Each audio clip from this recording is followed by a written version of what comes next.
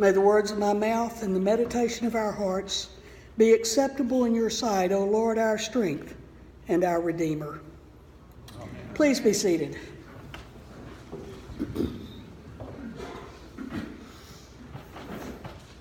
We live in a changing world. Nationally, a new president will soon take office. Locally, Grace Church will soon begin the process of searching for a new rector. As much as we would like to hold on to the familiar, we have to acknowledge that things change. Jesus addresses this same idea of a changing world in today's gospel. The thing that reached out and grabbed me was a statement, "As for these things that you see, the days will come when not one stone will be left upon another. All will be thrown down." It just seemed to cry out to me, the things of man, of this world, these things that we have made, they're passing away. The things that people make today are all eventually being torn down and new things built in their places. I think of things like our high school over here. There's one building left that was there when Sam and I graduated from high school. Old hotels and large department stores have been imploded to make way for new buildings, new projects. Not one stone left on another. Even the twin towers of the World Trade Center that were brought down by two airplanes, not one stone left upon another. I ran across a picture of the old church, Grace Church, that I grew up in and Tommy grew up in. The only things left from that church are this window up here and the altar in the children's chapel. Things made in this day and age seem to be easy to get rid of. Many of the ancients built things to last. I'm awed by things like the pyramids and Stonehenge and Easter Island. Huge stones that have lasted for centuries. Even the old western wall of Herod's temple. If you take the tour down underneath the western wall, you will see these massive stones. I'm talking about stones that are as big as this church. And there are some stones still stacked up like that. No wonder the disciples were impressed by this structure. For the Jews, this temple was considered to be God's dwelling place on earth. That is where you would go to be near God's presence and to make sacrifices to Him. The synagogues were where you went to learn about God and to worship Him. But His presence was in the temple at Jerusalem. Now, Jesus uses this discussion of the temple adornments as a springboard to launch into an eschatological discussion, that is, a discussion about the end times. The disciples take off with it wanting to know when these things are going to take place. They've sort of missed the point that things do not stay the same. Everything is subject to change. They wanted to be able to pinpoint exactly when these things were going to happen so that they might have a modicum of control or at least an inside knowledge so that they could be prepared. And Jesus lets them know it's not going to be tomorrow, not any time in the near future. There's danger in thinking that the world is going to end and Jesus is going to come back tomorrow. Some of the people of Thessalonica were convinced that Jesus was coming back any day, so they quit living for the future. They quit working, and they started meddling in other people's business and living off of the handouts of others in their community.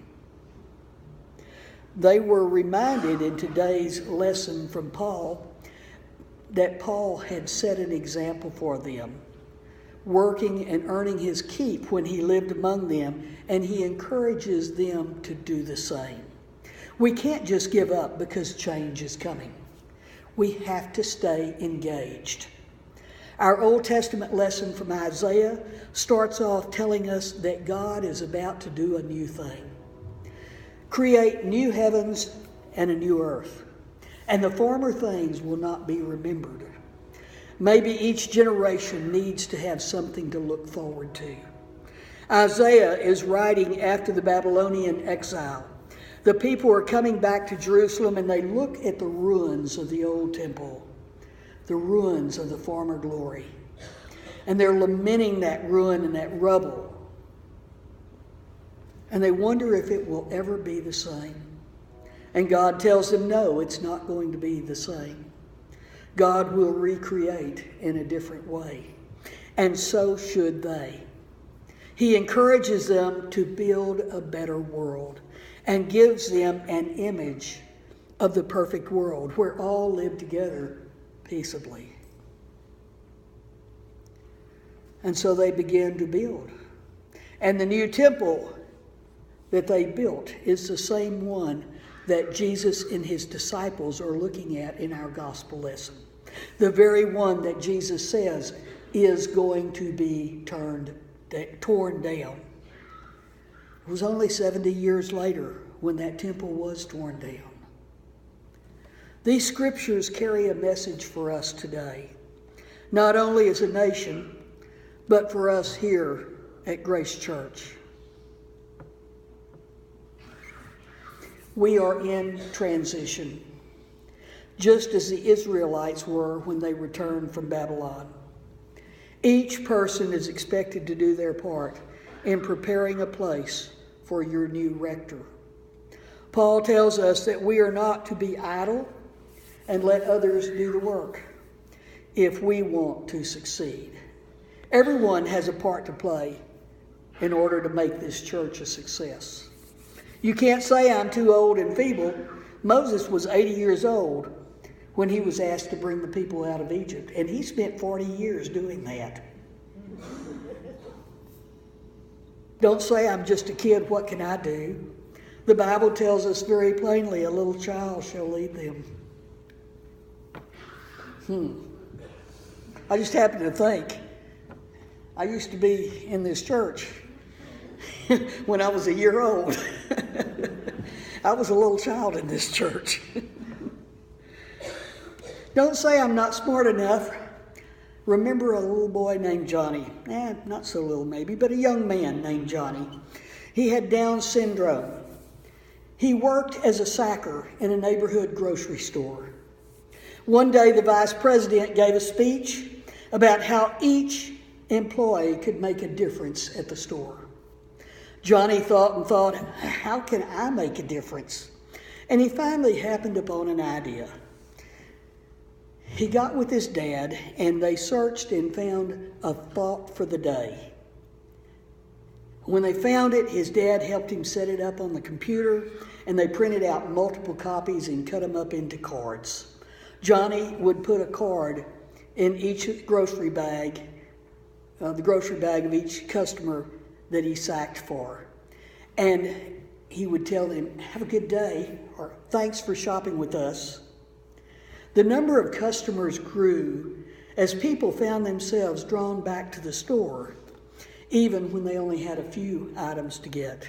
There came the day when the store manager noticed a long line at one checkout stand, the one where Johnny was. The manager had employees open up other counters, but the people would not move out of that line because they wanted to get Johnny's thought for the day. Other employees, inspired by Johnny, began to find ways to make differences too. Each of you can make a difference, and I invite each of you to use your imagination to find out what your contribution will be. The success of Grace Church is the responsibility of every member working together with every other member. Those of you who are daughters of the King will be familiar with the motto, I am but one, but I am one. I cannot do everything, but I can do something. What I can do, I ought to do. What I ought to do, by the grace of God, I will do. Lord, what would you have me do? No one person can do everything, but each person has something they can contribute. I invite you to entertain this idea. Take the bulletin home, the lessons for the day. Read, mark, learn, and inwardly digest them. Pray for the future of the church. Plan what you can do and what God calls you to do. Where is it that God is calling you to make a difference today?